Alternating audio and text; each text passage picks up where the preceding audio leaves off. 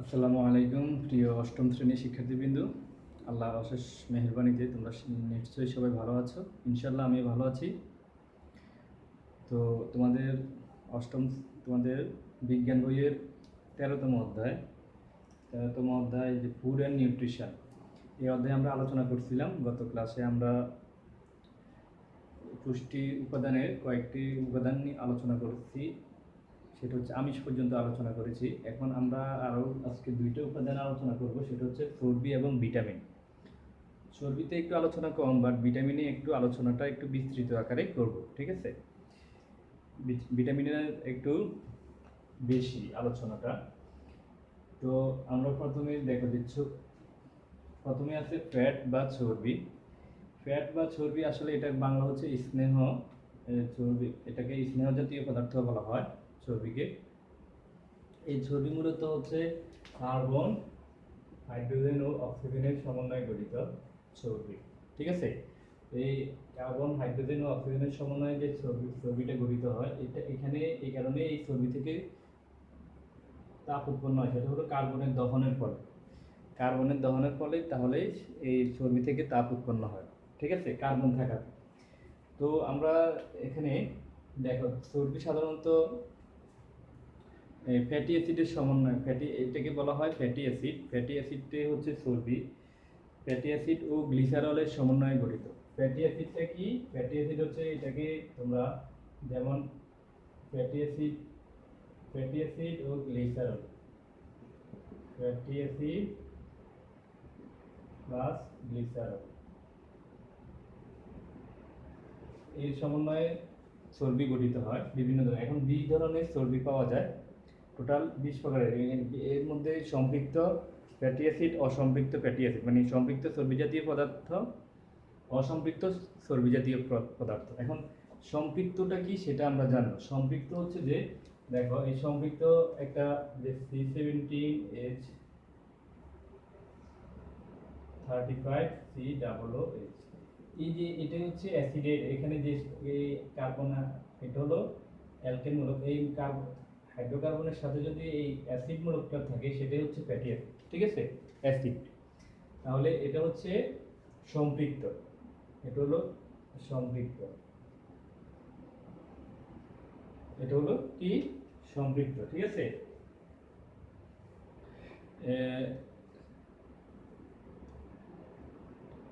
এটা সম্পৃক্ত fatty acid. আরেকটা হচ্ছে এটাকে স্টিয়ারিক অ্যাসিড বলা হয়, সোডিয়াম স্টিয়ারিক অ্যাসিড।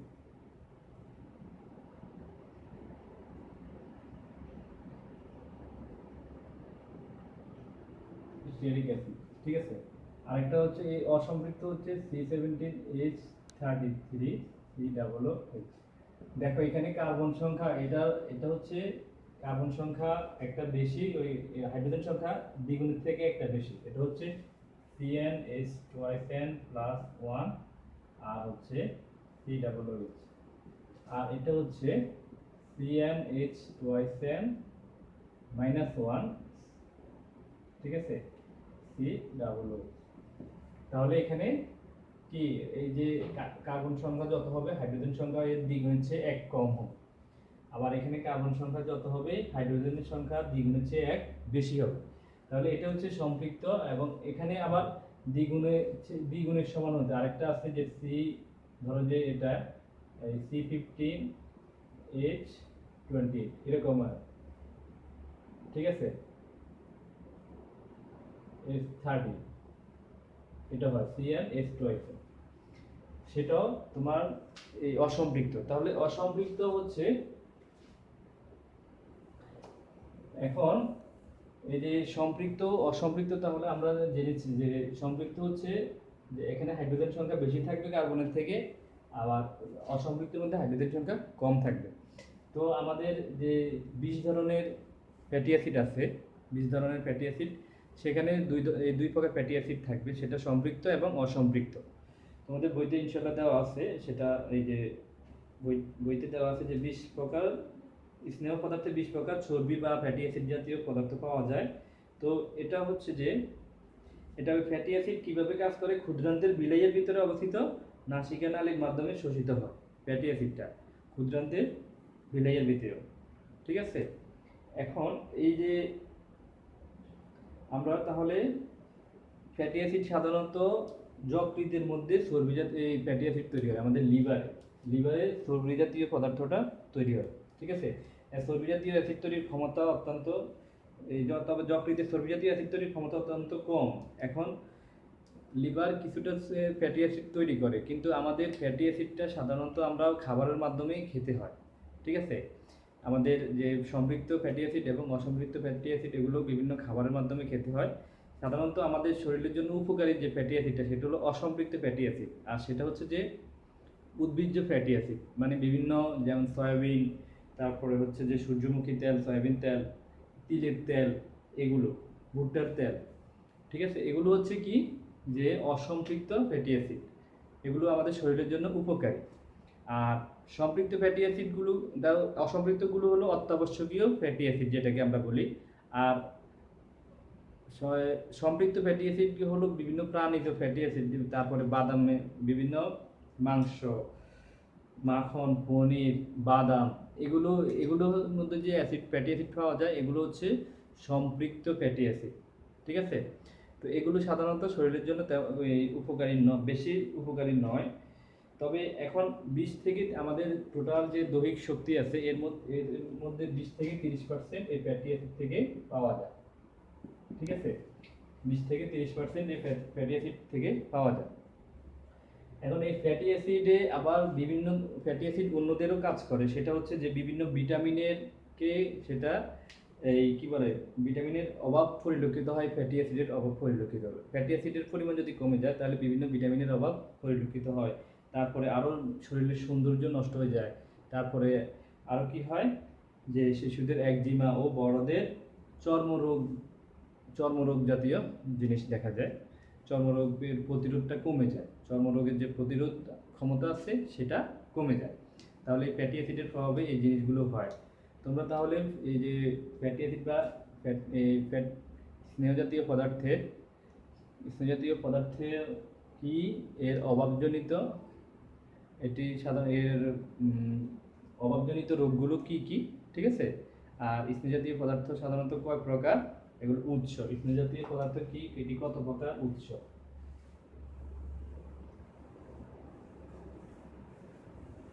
এটা হচ্ছে যে স্নেহজাতীয় পদার্থ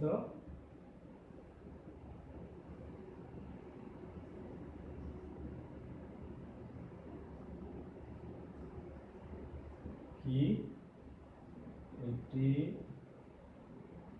কত প্রকার,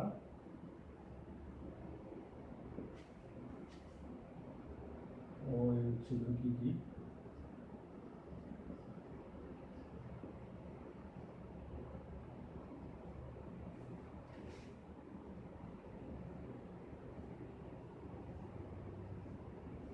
উৎসগুলো কি কি, ঠিক আছে। তারপরে হচ্ছে আর এর অভাবজনিত রোগগুলো।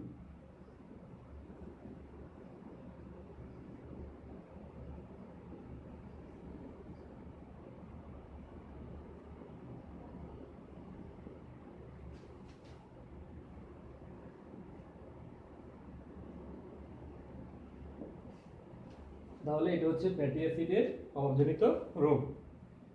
ফ্যাটি অ্যাসিডের যে প্রশ্নটা হতে পারে এরকম, এই প্রশ্নটার উত্তর পড়লে তোমার ফ্যাটি অ্যাসিড সম্পর্কে ধারণা হয়ে যাবে। আচ্ছা, তারপরে আমরা পড়বো যে ভিটামিন বা খাদ্যপ্রাণ। ভিটামিনের বাংলা হচ্ছে কি, খাদ্যপ্রাণ। ভিটামিনের ফ্যাটি অ্যাসিডের সম্পর্কে আচ্ছা আরেকটু জিনিস আমরা জানি যে আমরা 1 গ্রাম শর্করা থেকে, তোমাদের বইতে যেটা আছে, বইতে দেওয়া আছে সেটা আমি বই থেকে বলে দিচ্ছি যে 1 গ্রাম শর্করা থেকে 4 কিলো ক্যালোরি তাপ উৎপন্ন হয়। আর তাপ শক্তির একক, দেহের যে তাপ শক্তি উৎপন্ন হয় এর একক হচ্ছে কিলো ক্যালোরি, ঠিক আছে। 1000 ক্যালোরিতে 1 কিলো ক্যালোরি, এটা আছে 1000 তাপ শক্তির একক ক্যালোরি, তাপের একক ক্যালোরি। 1000 ক্যালোরিতে 1 কিলো ক্যালোরি, 1 ক্যালোরি সমান 1000 ক্যালোরি সমান 1 কিলো ক্যালোরি, এটা হলো তাপ শক্তির একক, ঠিক আছে। তাহলে এটা মনে রাখবা যে 1 গ্রাম শর্করা থেকে 4 কিলো ক্যালোরি তাপ উৎপন্ন হয়, 1 গ্রাম আমিষ থেকে 4 কিলো ক্যালোরি তাপ উৎপন্ন হয়, আর 1 গ্রাম চর্বি থেকে 9 কিলো ক্যালোরি তাপ উৎপন্ন হয়। তার মানে দেখো যে সব আমাদের বডিতে যে শক্তির সবচেয়ে বেশি হয়, যে উপাদান থেকে শক্তি বেশি পাওয়া যায় বা সবচেয়ে বেশি পাওয়া যায় এবং তাপ শক্তি, সেটা হচ্ছে চর্বি থেকে। মানে 1 গ্রাম থেকে 4 কিলো ক্যালোরি শক্তি পাওয়া যায় হলো শর্করা থেকে, আমিষ থেকে পাওয়া যায় 4, কিন্তু ফ্যাট থেকে 9 কিলো ক্যালোরি এনার্জি পাওয়া যায়। এটা তাহলে চর্বির গুরুত্ব অনেক বেশি, ঠিক আছে। আচ্ছা, তো এই চর্বিটা আসলে তোমাদের এখানে 3টি বিষয়ের উপর আমাদের একজন লোকের দৈনিক কী পরিমাণ শক্তির প্রয়োজন তার 3টি বিষয়ের উপর নির্ভর করে। একটা হলো মৌল বিপাক, দৈহিক পরিশ্রম, আর হচ্ছে খাদ্যের প্রভাব। মৌল বিপাক, দৈহিক পরিশ্রম আর খাদ্যের প্রভাব। এর আর তোমাদের যে একটা চার্ট আছে, এই চার্টের মধ্যে শিশুদের, বিশেষ করে শিশুদের যে কি পরিমাণ শক্তির প্রয়োজন হয়, কত কিলো ক্যালোরি শক্তির প্রয়োজন হয়, এবং এই সন্তান সম্ভবা মায়েদের কত কিলো ক্যালোরি শক্তির প্রয়োজন হয়, এগুলো দেওয়া আছে। এই চার্টটা একটু কিছু মনে রাখতে হবে, বিশেষ করে শিশুদেরটা মনে রাখতে হবে, ঠিক আছে। এই জিনিসগুলো মনে রাখতে হবে।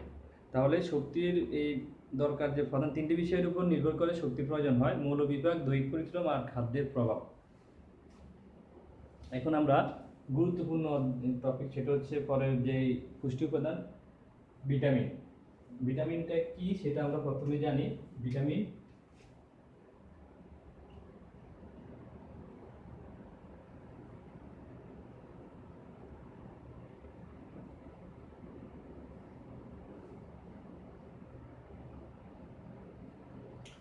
ভিটামিনটা আসলে মূলত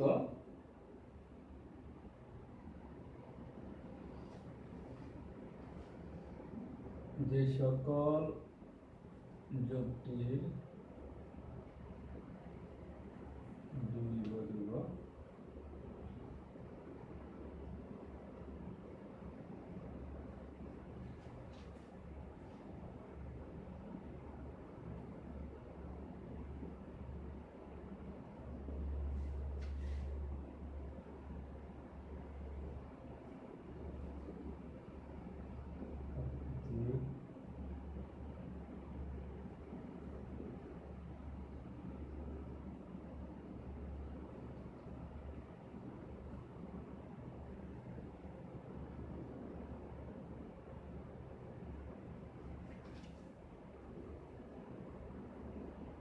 যে সকল জৈব রাসায়নিক পদার্থ প্রাকৃতিক খাদ্যবস্তুতে স্বল্প পরিমাণে থাকে, ঠিক আছে, এবং যা প্রাণীদেহে সংশ্লেষিত হয় না, যা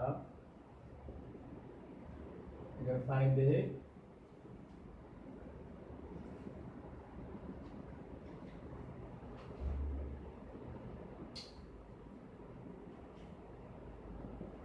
সংশ্লেষিত হয় না, অন্যান্য খাদ্যবস্তুর সাথে গ্রহণ করতে হয়।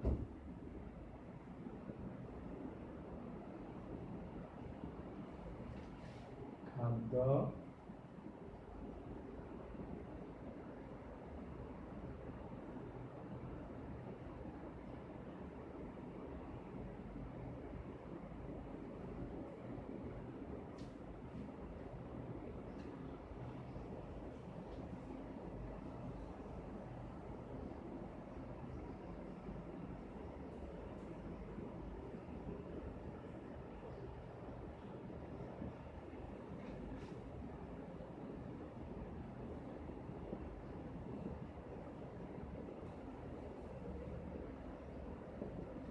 যন্ত্রণা এবং দেহের শক্তি যোগায় ও অন্যান্য শক্তি যোগায় ও রক্ষা ক্ষমতা ক্ষতি করে, এবং দেহের শক্তি যোগায়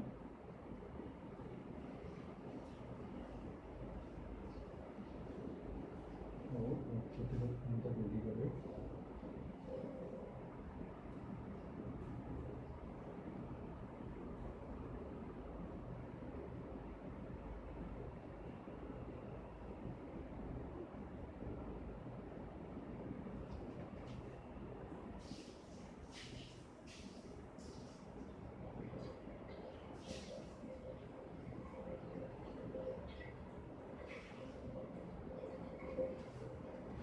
ঠিক আছে, এই যে ভিটামিন বলে তাদেরকে ভিটামিন বলে। বিভিন্ন বিপাক দিয়ে অংশ নেয় এবং দেহকে শক্তি যোগায় ও রক্ত প্রতিরোধ ক্ষমতা বৃদ্ধি করে, তাদেরকে ভিটামিন বলে। আচ্ছা, এখন এই ভিটামিনের শ্রেণীবিভাগটা একটু অনেক বড় একটা শ্রেণীবিভাগ। ভিটামিনের শ্রেণীবিভাগ আমরা পড়ব, সেটা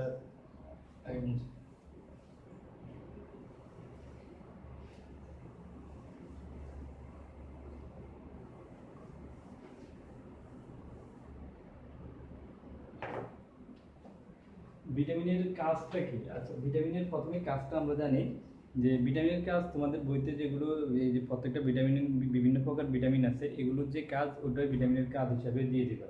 ভিটামিন হলো খাদ্যবস্তু সহায়ক উপাদান হিসাবে কাজ করে, স্বাভাবিক বৃদ্ধি। এক নম্বর এই ভিটামিনের কাজ,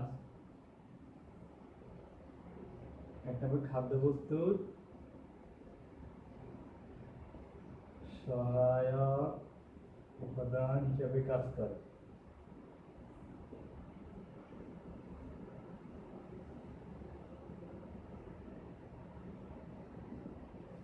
সহায়ক উপাদান হিসেবে কাজ করে।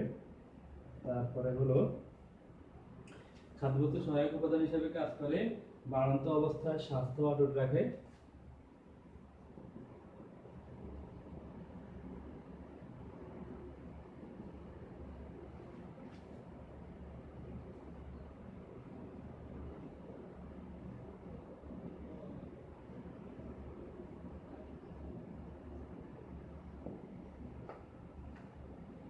তিন নম্বর হচ্ছে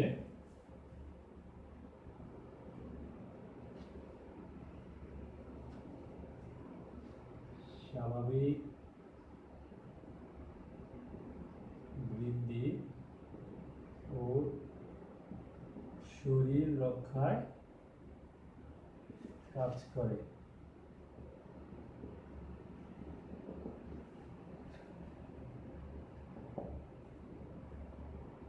প্রজনন ক্ষমতা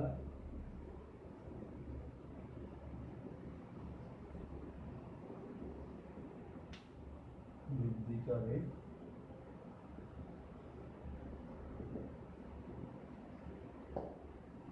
ঠিক আছে,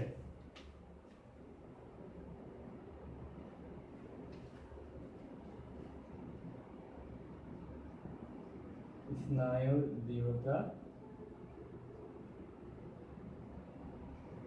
বজায় রাখে।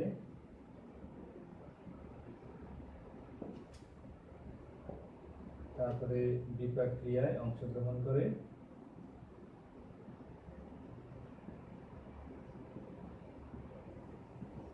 বিপাক ক্রিয়ায় স্নায়ুর দৃঢ়তা এটা বাড়ায়, এটাকে বাড়ায় লিখি, আর বজায় রাখে।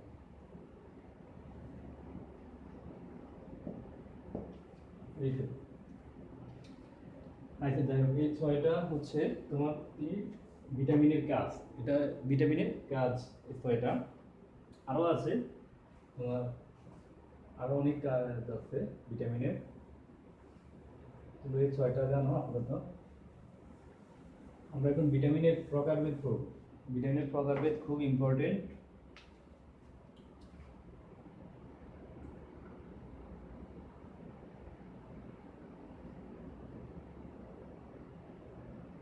ভিটামিন ভিটামিন সাধারণত দুই প্রকার হয়। একটা হলো চর্বিতে দ্রবণীয় ভিটামিন, চর্বিতে দ্রবণীয়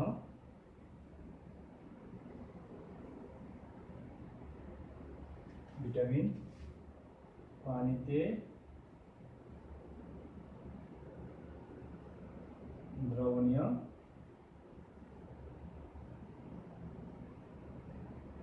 ভিটামিন। এই পর্যন্ত প্রায় 25টির মতো ভিটামিন আবিষ্কার হয়েছে। তো এর মধ্যে এই ভিটামিনগুলো সাধারণত বি ও সি,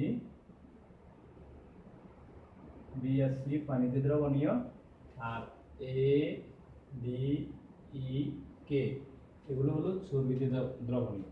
এখন এই যে এ ডি ই কে প্রত্যেকটারই অনেকগুলো ভিটামিন আছে, একমাত্র সি ছাড়া। প্রত্যেকটারই আবার একাধিক ভিটামিন আছে।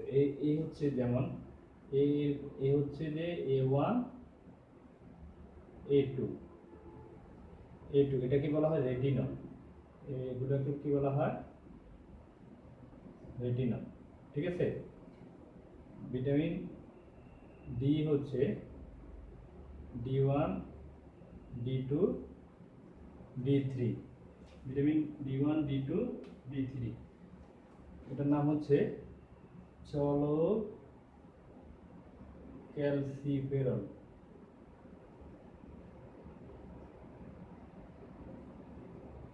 ভিটামিন D1 D2 D3, ঠিক আছে।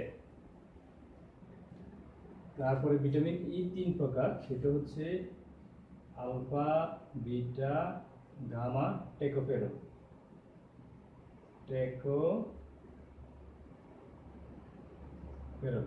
Alpha tocopherol, beta tocopherol, gamma tocopherol, ঠিক আছে। তারপরে ভিটামিন কে 2 প্রকার। K1 কে বলা হয়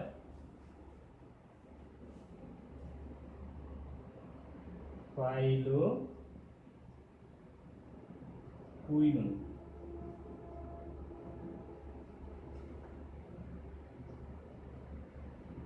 আর K2 কে বলা হয় পারানোকুইনন।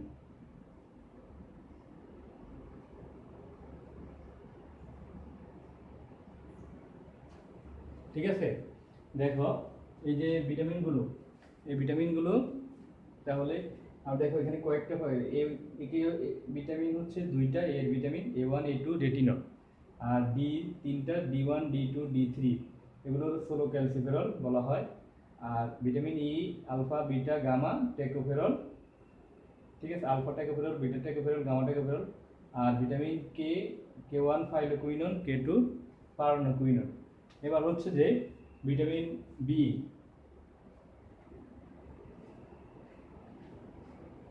ভিটামিন বি কে বি কমপ্লেক্স বলা হয়। ভিটামিন বি কে বি কমপ্লেক্স কেন বলা হয়, সেটা ভিটামিন বি হলো একাধিক বি এর সমন্বয়ে গঠিত, একাধিক ভিটামিনের সমন্বয়ে গঠিত, সেই কারণে।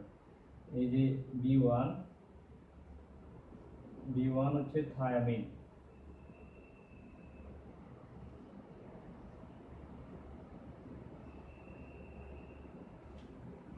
ভিটামিন বি টু আমরা জানি যে রিবোফ্লাভিন, এগুলো Ribo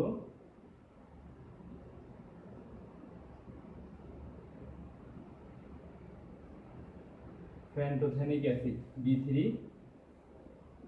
প্যান্টোথানিক acid, B5 nicotinic acid,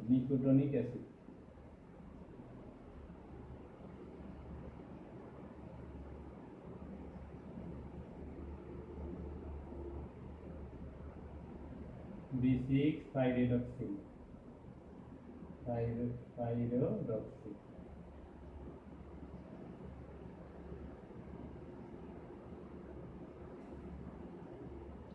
B7 হচ্ছে B7 হলো বায়োটিন,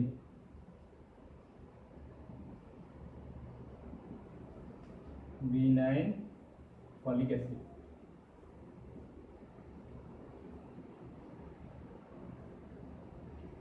B9 এর অপর নাম ফলিক অ্যাসিড। আর B12 সায়ানোকোবালামিন,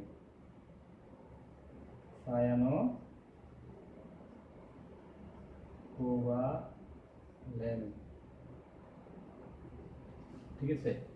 তাহলে দেখো আর ভিটামিন সি তো সেটা জানো, ascorbic acid,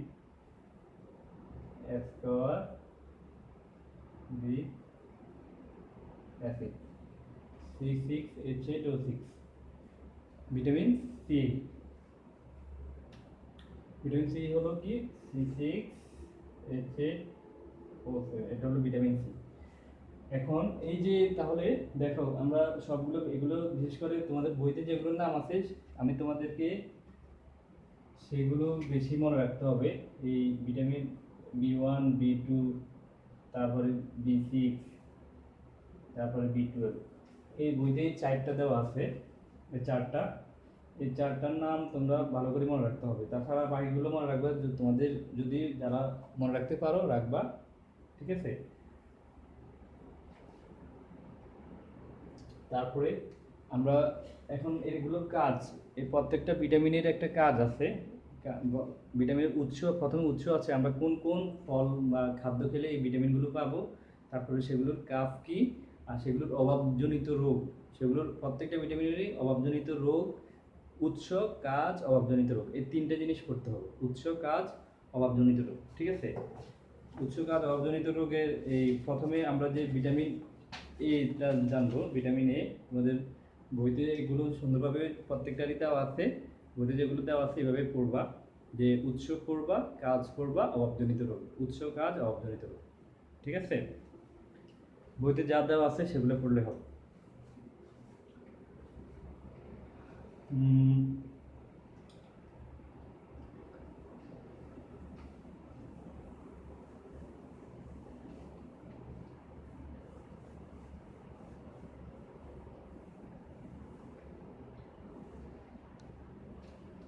vitamin A, vitamin A এর উৎস হলো কি, সাধারণত এটা ক্যারোটিন সমৃদ্ধ ফল খাদ্যগুলো। ক্যারোটিন সমৃদ্ধ খাদ্য কোনগুলো, যে মাছের তেল এবং প্রাণীর দেহে প্রচুর পরিমাণ ভিটামিন এ পাওয়া যায়। তারপরে বিভিন্ন ধরনের সবুজ শাকসবজি, পালং শাক, টমেটো, গাজর, ঠিক আছে, গাজর, মিষ্টি কুমড়া, লাল শাক, এগুলোতে প্রচুর পরিমাণে ভিটামিন এ পাওয়া যায়।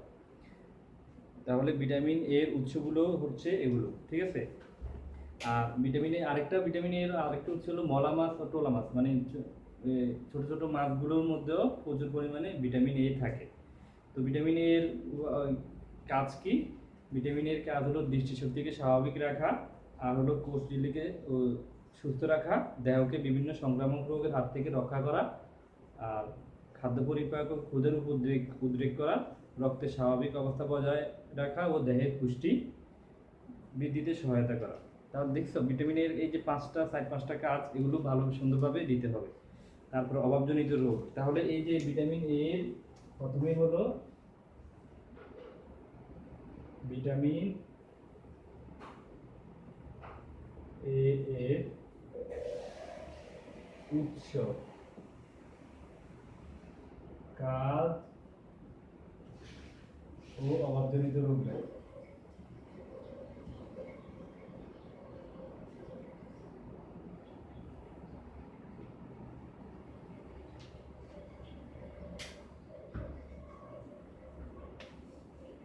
উৎস, কাজ ও অভাবজনিত রোগ, ঠিক আছে। তাহলে এই যে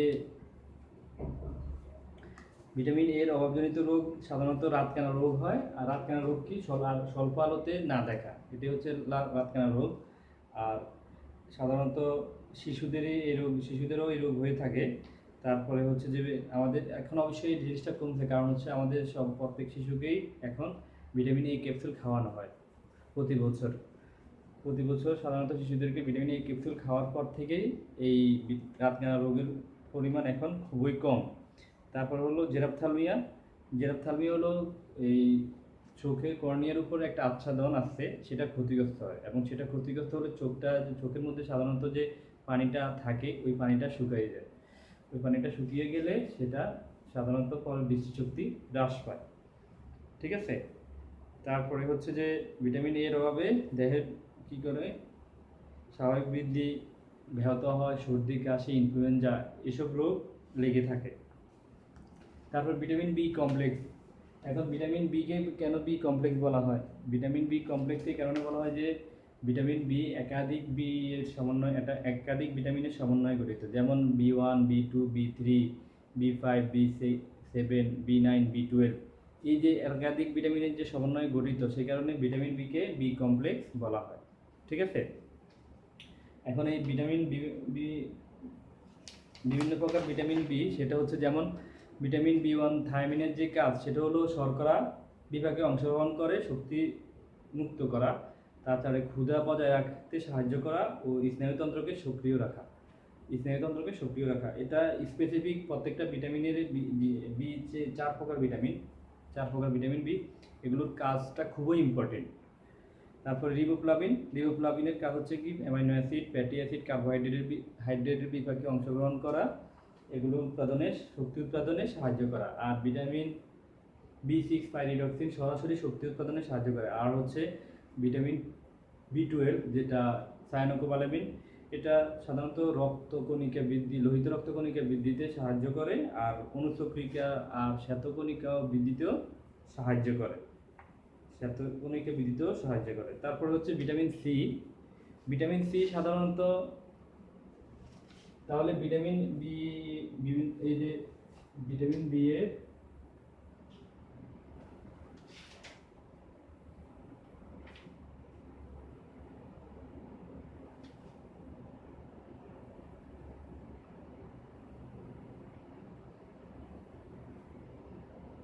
vitamin B1, B2, B6, B12 এর কাজ, অপর নাম কি এবং কাজ লেখো, এর অপর নাম কি এবং এদের কাজ লেখো।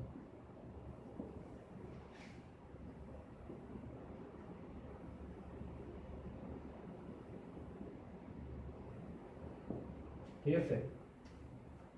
তারপরে vitamin C ascorbic acid. Vitamin C এর একটা খুবই ইম্পর্টেন্ট একটা উপাদান, আমাদের ভিটামিন খাদ্য পুষ্টি উপাদান ভিটামিন সি। সেটা ভিটামিন সি পেয়ে সাধারণত টক জাতীয় ফল, আমলকি, কমলা, তারপরে লেবু, এই যে বিভিন্ন ধরনের পেয়ারাতে সবচেয়ে ভিটামিন সি বেশি থাকে, এটা মনে রাখবা।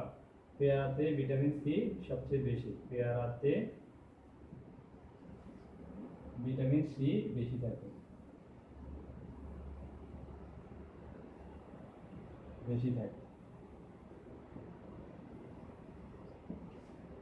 ভিটামিন সি কোথায় বেশি থাকে? কোন ফলে? পেয়ারাতে।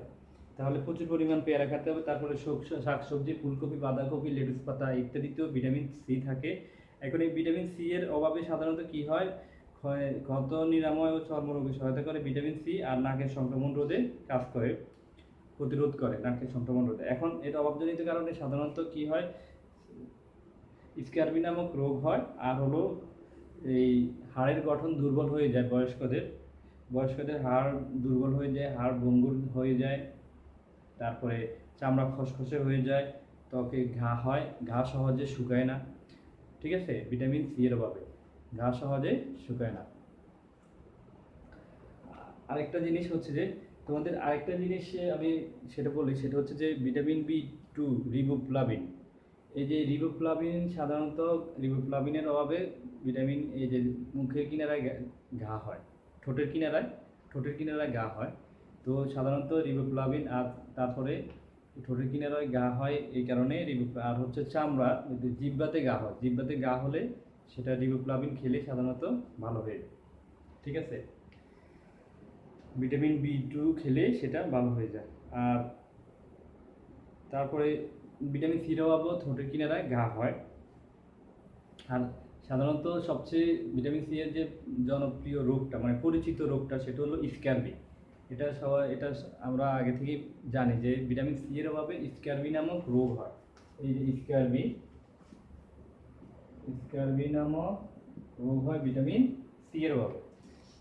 তাহলে এই যে স্ক্যারবি নামক যে রোগটা, এই রোগটা সাধারণত এটা কিভাবে বুঝবে যে এই রোগটা হয়েছে? দাঁতের মাড়ি ফুলে গেলে, নরম হয়ে গেলে, আর দাঁতের গোড়া আলগা হয়ে যায়, আবার গোড়া থেকে রক্ত পড়ে, তারপরে দাঁতের এনামেল উঠে যায়, অকালে দাঁত পড়ে যায়। শিশু ও বয়স্কদের এই রোগ বেশি হয়। আর গ্রন্থি ফুলে যায়, মুখে ব্যথা হয়, রক্তক্ষরণ সহজে বন্ধ হয় না। ঠিক আছে, বিশেষ করে অন্যান্য রোগ, বিশেষ করে সর্দি কাশি খুব সহজে আক্রমণ করে।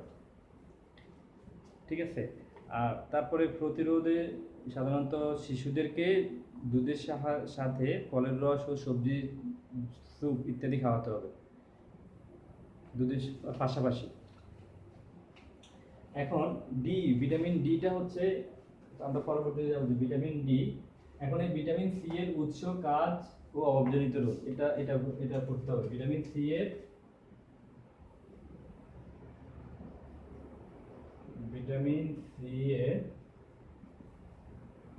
উৎস, কাজ ও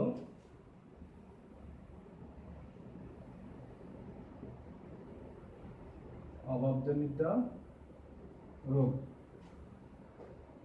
এগুলো পড়তে হবে। তারপরে ভিটামিন ডি যেটা আছে, ভিটামিন ডি এর সবচেয়ে উৎস হচ্ছে ভিটামিন ডি সাধারণত বিভিন্ন ভোজ্য তেলে পাওয়া যায়, তারপরে দুগ্ধ জাতীয় খাবারে পাওয়া যায়, তারপরে হচ্ছে যে কলিজাতে বিভিন্ন প্রাণীর কলিজাতে পাওয়া যায়, তারপরে ডিমের কুসুমে পাওয়া যায়, মাখন, ঘি ইত্যাদিতে পাওয়া যায়, এগুলোতে পর্যাপ্ত পরিমাণে। আর ইলিশ মাছে সাধারণত সামুদ্রিক মাছে ভিটামিন ডি পর্যাপ্ত পরিমাণে থাকে। ঠিক আছে, এর কাজ হচ্ছে অস্থি ও দাঁতের কাঠামো গঠন করা, আর অন্ত্রে ক্যালসিয়ামের শোষণ বাড়ায়, রক্ত প্রবাহে ক্যালসিয়াম ও ফসফরাসের মাত্রা সঠিক রাখে, নিয়ন্ত্রণ করে। এখন এই ভিটামিন ডিটা আসলে ভিটামিন ডি এর আমরা জানি যে সূর্যের আলোতে ভিটামিন ডি আছে। এখন আসলে এই কথাটা এরকম না, সূর্যের আলোতে কোনো ডি থাকে না। আমাদের বডিতে মানে আমাদের চামড়াতে এক ধরনের কেমিক্যাল আছে, সেটা যখন সূর্যের আলো সেই চামড়াতে পড়লে সেখানে ভিটামিন ডি তৈরি হয়। এই কেমিক্যালটার নাম হলো 7-হাইড্রোডিহাইড্রোকোলেস্টেরল। 7-ডিহাইড্রোকোলেস্টেরল, ঠিক আছে। এই এক ধরনের ফ্যাট জাতীয় চামড়ার নিচে থাকে। এটা যখনই সূর্যের আলো পড়ে তখন এই 7-ডিহাইড্রোকোলেস্টেরলটা কনভার্ট হয়ে সেটা ভিটামিন ডি তে রূপান্তরিত হয়। তাহলে সূর্যের আলোতে ভিটামিন ডি থাকে না, মনে থাকবে। আচ্ছা, তারপরে হচ্ছে ভিটামিন ডি এর অভাবজনিত সবচেয়ে এই অভাবজনিত রোগটা সবচেয়ে বেশি আসে পরীক্ষায়, রিকেটস ও অস্টিওম্যালেশিয়া। রিকেটস ও অস্টিওম্যালেশিয়া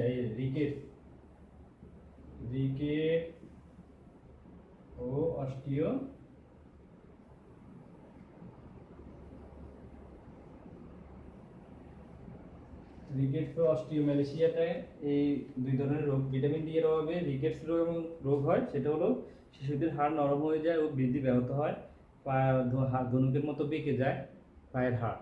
তারপরে হচ্ছে ওই হাত পায়ের অস্থিগুলোর বা হাত পায়ের গিঁট ফুলে যায়, আর বুকের বা পাঁজরের হাড় বেঁকে যায়, এটা হলো রিকেটস রোগ। তাহলে ভিটামিন ডি এর অভাবে এই রোগটা হয়ে থাকে। তারপরে আর এটার প্রতিকার হচ্ছে যে অবশ্যই তখন ডাক্তারের শরণাপন্ন হতে হবে। আর হচ্ছে প্রতিদিন কমপক্ষে কিছুক্ষণ রোদে দৌড়াদৌড়ি করতে হবে, মিনিমাম আধা ঘন্টা রোদে থাকতে হবে, ঠিক আছে। এটা হচ্ছে প্রতিদিন আধা ঘন্টা রোদে দৌড়াদৌড়ি বা খেলাধুলা করতে হবে। এটা প্রত্যেকেরই উচিত, শুধুমাত্র শিশুদের না, সবারই প্রতিদিন কিছু না কিছু সময় রোদে থাকতে হবে।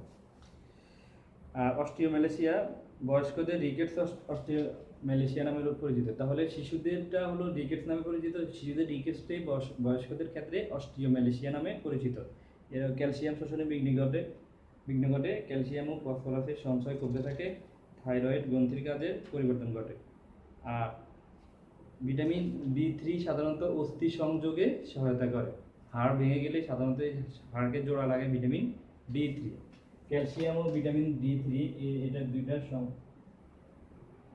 এই দুইটার সমন্বয়ে কি হয়, ভাঙা হাড় জোড়া লাগে, অস্থি দুর্বল হয়, কাঠিন্য কমে যায়, হালকা আঘাতেই অস্থি ভেঙে যায়। তাহলে এগুলো এই যে প্রতিকার, ক্যালসিয়াম ও ভিটামিন ডি যুক্ত খাবার খেতে হবে। তারপরে ওষুধ সেবন, উক্ত উপাদানগুলোর জন্য সাধারণত এগুলোর জন্য প্রয়োজনে ওষুধ সেবন করতে হবে, কারণ ভিটামিন ডি যুক্ত খাবার আমরা খাই, তারপরেও এটার অভাব যদি বেশি পরিলক্ষিত হয় তাহলে সেক্ষেত্রে ওষুধ খেতে হবে। আরেকটা হলো তারপর ভিটামিন ই সবচেয়ে ভালো উৎস হলো ভোজ্য তেল। আমরা যে সয়াবিন তেল আমরা খাই, এবং আমাদের যে বিভিন্ন শাকসবজির সাথে তরকারির সাথে সয়াবিন তেল দেওয়া হয়, এটাতে প্রধান ভিটামিন ই, এটা ভিটামিন ই মিশ্রিত থাকে। এটা হচ্ছে বাংলাদেশ সরকার বা বাংলাদেশের সরকার কর্তৃক এটা নির্দেশিত যে সকল ইয়েতে থাকতে হবে, যে এটা একটা কমন, এটা না থাকলে ওই ভোজ্য তেল খাওয়া যাবে না, ঠিক আছে। তাহলে সয়াবিন তেলের মধ্যে ভিটামিন ই অবশ্যই থাকে এবং এটা অন্যতম একটা উৎস। তারপরে হলো বিভিন্ন শস্যদানা হলো বিভিন্ন শস্য বীজ, সিমের বিচি, ওনার এই তারপরে যকৃত, মাছ, মাংসের চর্বিতে ভিটামিন ই পাওয়া যায়। তো ভিটামিন ই সাধারণত কী করে, কোষ গঠনে সহায়তা করে, তারপরে হচ্ছে যে প্রজনন ক্রিয়ায় সহায়তা করে, বৃদ্ধি করে, আর হচ্ছে শরীরে কিছু বিক্রিয়া ঘটায়। আর এই ভিটামিন খুব কম ক্ষেত্রে ভিটামিন ই এর অভাব ঘটে এবং অভাবজনিত লক্ষণও কম। এই ভিটামিন ই এর অভাব তেমন পরিলক্ষিত হয় না, চুল পড়ে যায়, এটা মনে রাখতে হবে, ভিটামিন ই এর অভাবে চুল পড়ে যায়, ঠিক আছে। আর তাহলে ভিটামিন ইর কাজ হচ্ছে চুল পড়া বন্ধ করা। তাহলে যেহেতু অভাবে চুল পড়ে যায়, তাহলে এর কাজ হচ্ছে চুল পড়া বন্ধ করা। আর ভিটামিন কেটাও ইম্পর্টেন্ট। তাহলে যে এর লেটুস পাতা, শাকসবজি, ফুলকপি, বাঁধাকপি, ডিমের কুসুম, সয়াবিন তেল, যকৃৎ, মানে এগুলোতে ভিটামিন কে পাওয়া যায়। আর এর দেহে ভিটামিন কে পথ্রম্বিন নামক প্রোটিন বলা হয়, প্রোটিন তৈরি করে।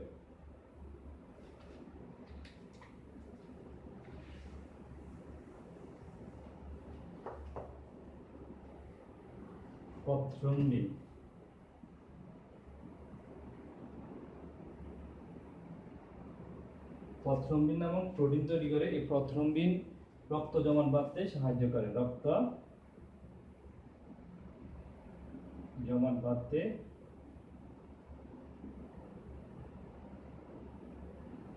সাহায্য করে, ঠিক আছে। তাহলে ভিটামিন ডি, ই, কে এগুলোর উৎস কাজ আমরা করব। ভিটামিন ডি, ই, কে এর উৎস, কাজ ও অভাবজনিত রোগ।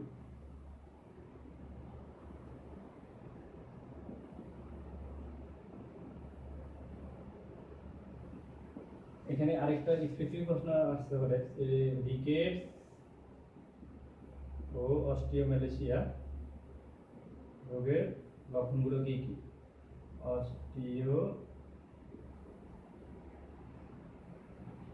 অস্টিওমেলেশিয়া, ঠিক আছে তো? হ্যাঁ, অস্টিওমেলেশিয়া রোগের লক্ষণ।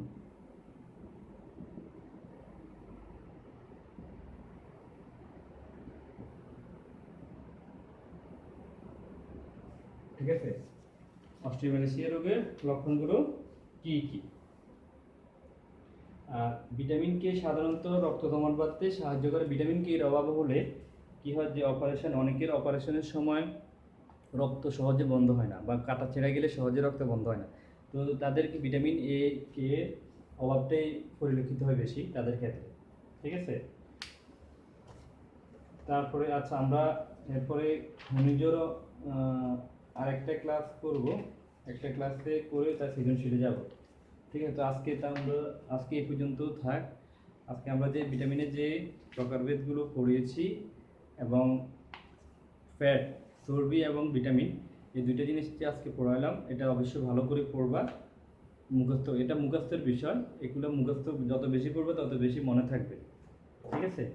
মনে রাখতে হবে বেশি বেশি, তাহলে সেই পারবা, ঠিক আছে। তো তোমরা ইনশাল্লাহ তাহলে আজকের মতো এখানেই শেষ করছি।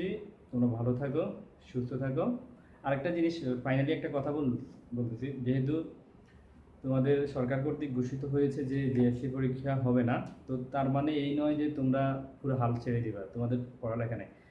বা স্কুলে একটা বার্ষিক পরীক্ষা হবে তোমাদের নবম শ্রেণীতে প্রমোশনের জন্য।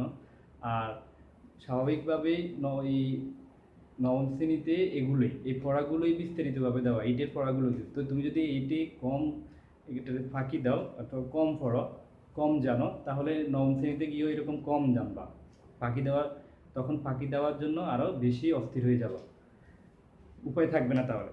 ঠিক আছে, তো এটা এই পরীক্ষা হবে না ভেবে কোনোভাবেই পড়ালেখা বন্ধ করা যাবে না, লেখাপড়া চালিয়ে যেতে হবে, অবশ্যই এটা চালিয়ে যেতে হবে।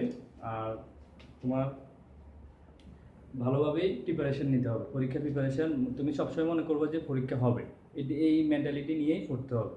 ঠিক আছে, তো তোমরা ইনশাল্লাহ তাহলে ভালো থাকো, সবাই সুস্থ থাকো, আল্লাহ হাফেজ।